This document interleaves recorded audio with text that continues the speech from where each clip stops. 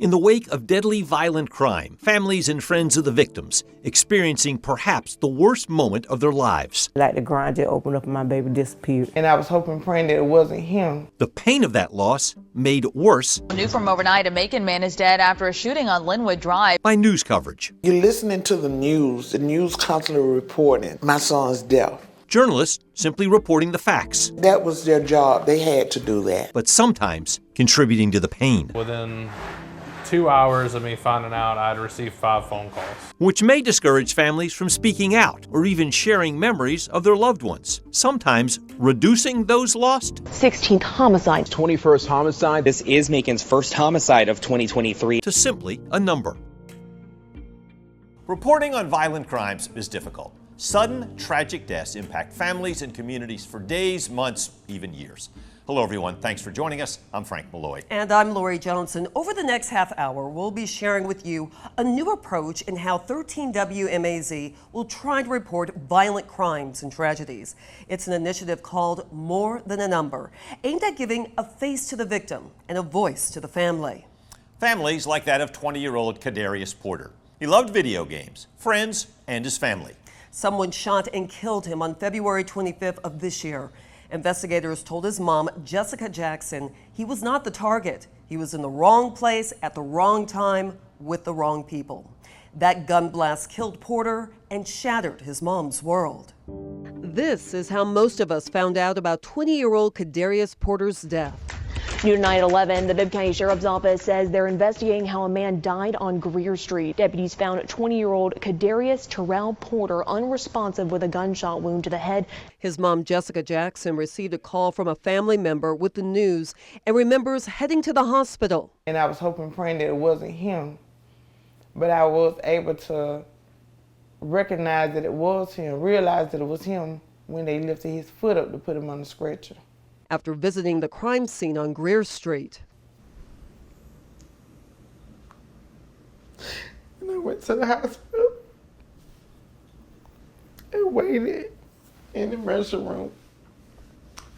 Everywhere. I actually let myself in because I worked there. And when I got to the job, they let me in. They put me in a quiet room. The moments that followed were filled with grieving family, heartbroken doctors, and investigators trying to figure out what happened and why. Jackson says investigators knew one thing. That Cadarius was a victim of a crime that wasn't meant for him. He was in the wrong place at the wrong time. Jackson believes it started with an issue on social media that spilled out into the real world with real consequences and could possibly be gang-related. Was Cadarius in a gang? Not that I know of. Because most of the kids, the young men that were in gang, they wear like one basic color. Cadarius wore all colors. And she says he was welcomed everywhere. So far, the case is unsolved. It does get frustrating at times. It does. It really does. But I still just pray and think positive. Jackson says investigators have been very helpful and keep the lines of communication open. 13WMAZ didn't reach out to talk to Jackson in February when her son was killed, but she says she wasn't ready to talk then, but she is now. It's a lot of hurting mothers out here, a lot of broken families. The crime is not going unnoticed.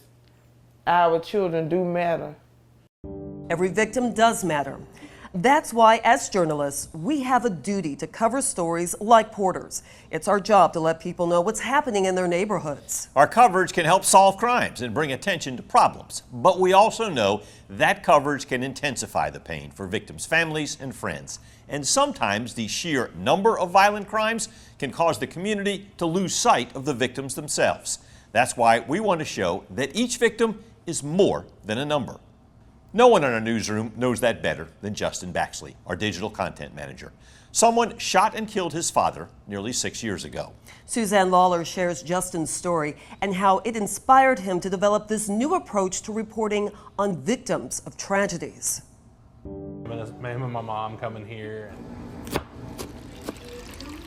Michael Baxley took the next generation, his son Justin, to this spot. the fish port too. He told me about the dock sauce and how it was the best sauce in the world. Justin says his dad would have done anything for him, and anybody else too. Robbery was the motive. Someone shot Michael Baxley in the fall of 2017, then left him to die.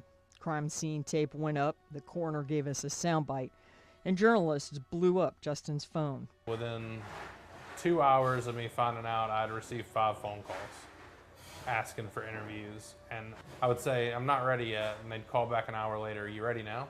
Lights, microphones, trauma. How can anyone be ready? And it was about, there was a lack of empathy and a lack of compassion for what I had gone through.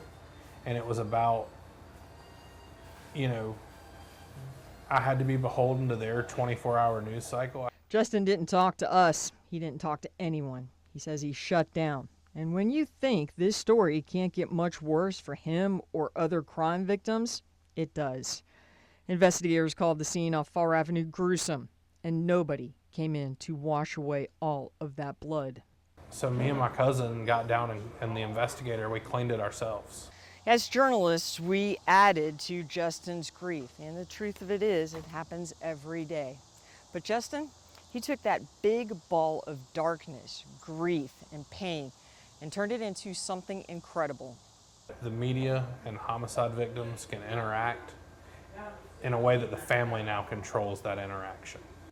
Justin received a fellowship from Poynter Institute, which is a journalism think tank. He laid out a better way for us to do business. Send out a resource guide. He presented a roadmap to us, law enforcement and community leaders. Sergeant Coleman Lewis is still working his dad's case and calls all of this providence. He has come up with this program to create a sense of humanity. Justin can't sit and have a sandwich with his dad anymore, but Michael Baxley's spirit lives inside his son, and that same generous personality. And we think he'd be pretty proud.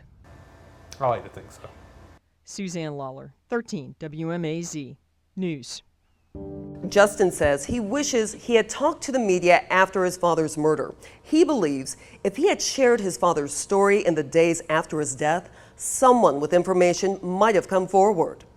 Justin is still waiting for justice, but he also wants to help others. He created More Than a Number to ease the pain and bridge the gap after violent crimes and tragedies. It starts with an online form that victims' families and friends can fill out when they're ready. We want to give them a chance to talk about their loved one in a less intrusive way. We hope it gives families more control. Here's how. When family or friends are ready, they can tell us about their loved one, share memories, and upload photos. They can also let us know if they're willing to talk on camera with a reporter to tell their loved one's story. Yes, no, and not at this time are all acceptable options. And they can let us know an appropriate time to contact them when and if they're willing to talk. We'll use answers and photos we get from these forms to create a memorial page. It'll live on our website, always, to honor those we've lost. And we're hopeful it could also help solve some cases that are still open. Baldwin County investigator Major Scott Deason says they're limited in what they can share. We're not always able to reveal specific details of the crime because more often than not, only the perpetrator knows some of these details, and we don't want to always let the offender know what law enforcement knows. But when you make it known the actual crime or what had occurred, it may hit home for some people, and it may make it more personal to them the way they do want to help solve it. The form will live on our website. You can also text the word MORE to the number on your screen, 478-752-1309, and we can send that link right to your phone. We'll need help to spread the word about the online form and change the approach to covering crime. That's why we turn to law enforcement, crime prevention organizations, schools, nonprofits, and prosecutors who work with the families of violent crime victims. We presented More Than a Number to them in early July. We asked for their ideas about how we've reported crime in the past and how to humanize our approach. Frederick Price talked with two leaders about crime coverage in our community. I want to curb the violence. Deborah Jackson works with Resilient Middle Georgia, Training adults to help them recognize trauma in children. a challenge she faced as a child. If we would have had this early on, a lot of issues that I deal with and other people deal with as adults, we wouldn't have these issues. And those problems, she believes, range from violence to not having the resources to deal with everyday life. Trauma is a major issue. It's very expensive to be traumatized and not have help. But when violent crimes do happen, oftentimes those details aren't discovered until later. As journalists, we can only report what we know, and without information, that can impact how viewers look at our news coverage. All these young men and women. Frank Dixon works with Cure Violence Macon, a group focusing on crime prevention. They meet here in Pleasant Hill. He and Deborah both feel people are simply desensitized to the violent crimes on the news. If we're going to give all the bad news, we got to have offset it with some good news or help with the healing process. A lot of the media coverage, Frank believes, is negative. But this could change, he adds, by simply going beyond the numbers. Last year we had 70 homicides. But what's the status of those homicides? How are the families faring? You know, how is the community healing? Which could make a difference in how this community views the stories we share. You ought to be honest on what's going on, but you don't want to make people think that this is the end. As for Deborah, she says adding a face with a name would grab the attention more than a number ever could. It could really help to know this was a grandmother or this was somebody's grandfather or son, and he's been taken too soon. And maybe those who are committing the crimes, she tells me, might just understand how much harm they're doing to families and the community. Frederick Price, 13 WMAZ News. The feedback we received about More Than the Number from our community partners was positive, and many agreed to help us get it off the ground. But we don't just need their help, we need yours as well. We talked to Warren Selby, board chair for Macon Regional Crime Stoppers. He says the best way to both prevent and solve crime is to get people engaged. It doesn't matter whether you live in South, East, North, or West Macon or Central Georgia. Throughout all Central Georgia, you want to live, work, and play in a safe community. And so that's why it's important to have citizens be engaged and be vigilant and be alert of what happens in your neighborhood, and certainly hold people accountable for their actions. To get the word out, we're starting with business cards, like these. We're giving a stack to law enforcement organizations, nonprofits, and other Central Georgia leaders. When a crime happens, they'll hand these cards out to people in crisis, something physical to hold on to. They can scan the QR code right away or when they're ready to reach out. The link leads to our online form and other resources. He will be 50 years old. This Macon mother lost her son 30 years ago. Still facing the anniversary of his death hasn't gotten any easier. Camila Williams talked to her about coping with the pain. That story when More Than a Number continues. Plus, after a loved one's death, it's hard to figure out what comes next. From cleaning up the crime scene to funeral expenses, we'll walk you through resources available to victims' families. As we go to break, please take a look at your screen. These are the names of people who were killed in Central Georgia just this year. They were taken from family, friends, and a community that loved them.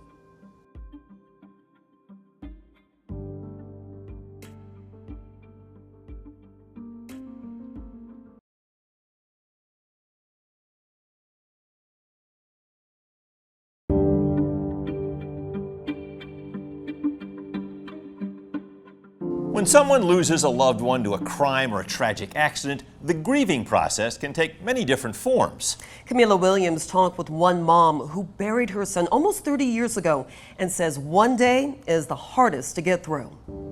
Every year, August 15th doesn't get easier for Faye Alexander. That is going to be one of the hardest days of my life. That's going to be a grieving day for me. Her son, Cusal Walker, would be 50. But as that day leave and go to August the 16th, I'll be fine. June 23rd, 1994, Alexander is still in disbelief about what happened to her son. And I called the young lady first. And she said, Miss Faye, we've been trying to get in touch with you all day to tell you Cusal got shot. And I hollered. What she describes as a bad dream, a moment that wasn't real, even when it was on TV. You're listening to the news constantly reporting my son's death.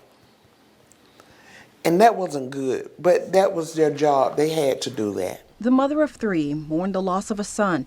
Her grief led to thoughts of revenge. And I need to get out because I got some work to do. Because so help me God, they was either going to kill me or I kill them. She saw a grief counselor. I went once a week, but it was not helping me. It wasn't enough. Why not?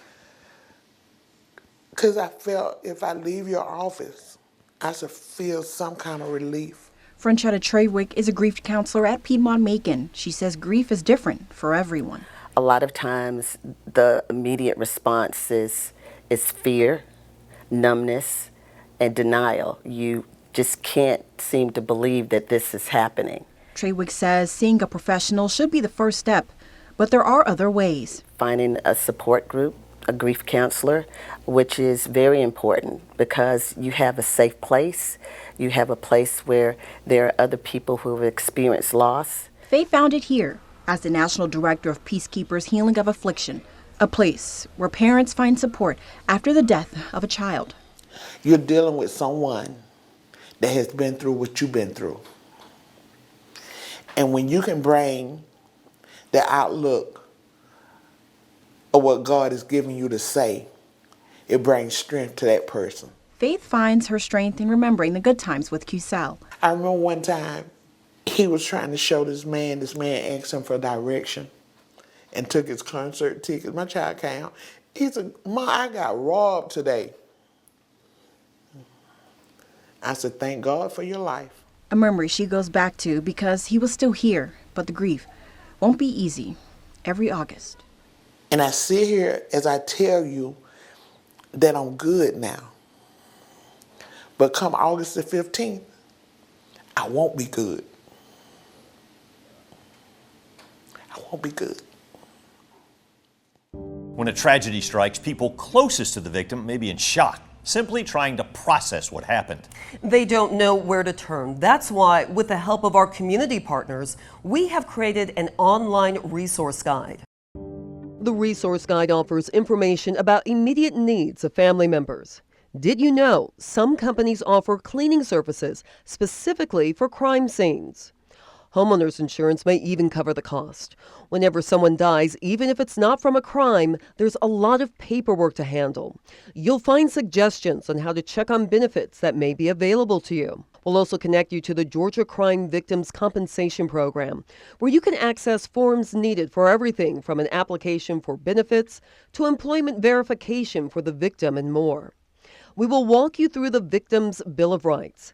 That's to make sure you know what information investigators and prosecutors should be sharing with you as the case moves forward. You'll find the resource guide on 13WMAZ.com, or you can text the word MORE to 478-752-1309. It's almost like a scene off of TV that you see when everything's going so fast and people are driving up and everybody's coming from everywhere. The night Shy Daniels was shot while sitting at home with her brother still feels like a nightmare for her family. The headlines have faded after 11 years, but her family says they're still fighting for answers. Next, we share what they went through and the struggles they still face. As we go to break, we continue to remember the victims of violent crimes taken from our community too soon. These are the names of people we lost in 2022. Please take a moment to think of them and remember them as more than a number.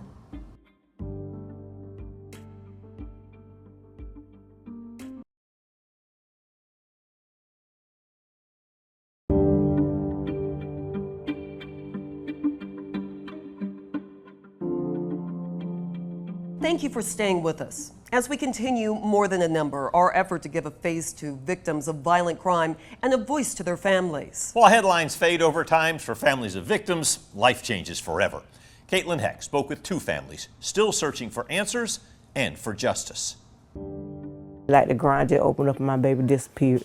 She had been shot right behind her, I guess, earlobe in the head. 2 different families, 2 different tragedies, but the same thing keeping them going all these years later. So the only thing you can have is hope, faith, and love. 25 years ago, Veronica Pate's 8-year-old daughter Shai Shai disappeared from their home in Unadilla. For 2 years, I slept in a chair beside my door without locking it, thinking that she'll walk back in. 18-year-old Shai Daniels died 11 years ago when a bullet came through her Macon home as she sat with her younger brother, Chris. You know, we were worried about Shai, and we got detectives walking around and police. I did lie detector tests. They came inside my house. They put all the stuff in. They took her book bags, some of her clothes, stuff, and they went through all our personal stuff. The chaos eventually calmed, but life was far from normal. And like everywhere I went through high school, when I got my first job, just everywhere I was still. I am the kid who was in the room when his sister got killed.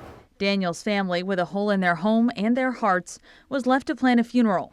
She wasn't even 2 weeks graduated from Central High School, which have been great. Her funeral was there. They had the funeral there. They did a scholarship for her, in Shai Daniels' name. Both families have since put away or donated their loved ones' things, but they refuse to pack up their quest for answers. Because I want to keep my story right there, however long it takes for me to find her. Though each media interview, anniversary, and balloon release stirs up the pain left behind, it also serves as a symbol of hope that one day they'll get their answers. I'm not going to never give up. I'm never going to stop believing. Caitlin Heck, 13 WMAZ News. Shai Daniels' family says they still have the bullet hole in their home and they refuse to fix it until her killer is arrested. Meanwhile, Veronica Pate says she still talks with investigators about finding her daughter and plans a celebration this October on her daughter's birthday. We want this project to bring more attention to cases like the Pates and the Daniels long after the headlines, and we hope the effort can aid in finding some answers. Leaders at the Poynter Institute think so as well. They're a widely acclaimed and highly honored nonprofit organization dedicated to journalism and to training journalists. Eventually, we hope to expand the scope of More Than a Number. Bené Wilson with Poynter thinks it can go far. This can be used in any newsroom. It can be used for a print newspaper, an online publication, television, radio, podcast, social media. I mean, all of these platforms can be used to tell these stories and to tell them in a more compassionate and humane way, but also giving people the information that they need to understand what happened. Remember, you can find all of the resources online in our section called More Than a Number. That includes our Victims Memorial page and the Forum for Families. We hope More Than a Number will help bridge the gap between journalists and families and also help our communities remember victims in a meaningful way. If you know someone who has lost someone, please point them toward our resources. We know we won't always get this right, but it's important that we try. If you missed any part of our More Than a Number special or need a refresher, you can watch it on demand right now on 13 WMAZ+. Download the app now on Roku or Amazon Fire TV and stream at your convenience. Thank you for joining us. I'm Lori Johnson. And I'm Frank Beloy. Good night.